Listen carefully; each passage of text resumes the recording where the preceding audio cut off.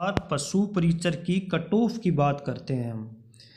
तो मैंने कम से कम 30 अध्यापकों से बात की और 10 यूट्यूब चैनल देखे तथा बहुत सारे बालकों से बात की। तो जो पशु परिचर की विशेष तैयारी कर रहे थे वो पशु परिचर वाले पार्ट पर ज़्यादा ध्यान दे रहे थे और वो गणित और रीजनिंग वाले पार्ट में थोड़े से पिछड़ गए हैं।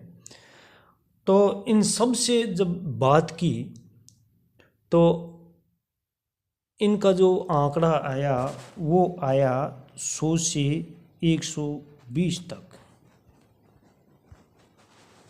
अब इन दोनों को जोड़ते हैं और उसमें 2 का भाग देते हैं, हम बीच का रास्ता निकालें तो ये कट ऑफ जाती है 110। यानी इन सब की हम मिलाकर बात करें तो जिनमें नॉर्मलाइजेशन सारे आ जाते हैं।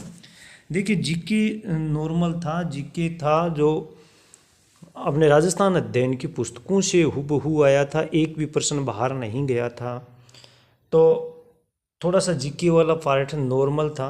हालांकि करंट के प्रश्न हैं जो बच्चे कम पढ़ते हैं तो थोड़े से उलझा सकते हैं, बाकी जीके में कोई दिक्कत नहीं थी। मैथ भी सरल थी, लेकिन मैथ सब बच्चों के बस की बात नहीं है।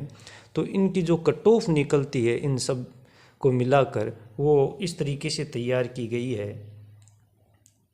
देखिए इन सब को मिलाकर जब इनके हिसाब से निकाली गई तो हमने देखा था 110 का आंकड़ा आता है।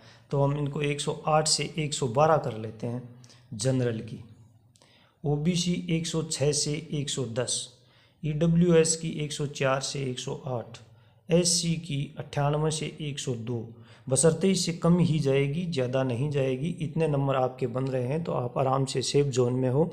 और हमेशा पढ़ो तो नॉर्मल तरीके से ही पढ़ो, ज़्यादा गहराई में जाने की आवश्यकता नहीं है, क्योंकि जीके के प्रश्न हैं जो सारे के सारे राजस्थान अध्ययन की पुस्तकों से आए थे। तो राजस्थान अध्ययन की पुस्तकों का वन लाइनर अध्ययन आपको करना है तो इस चैनल से आप जुड़ सकते हैं, सब्सक्राइब कर लीजिए, आपको पीडीएफ भी मिल जाएगी। एसटी की कट ऑफ है वो 90 से 96, एसबीसी की कट ऑफ 100 से 104।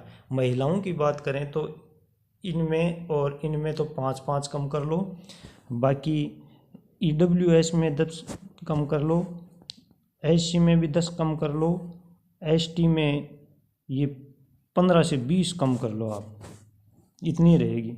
और एसबीसी में भी 10 नंबर कर लो। ये कट ऑफ यही रहने वाली है। धन्यवाद।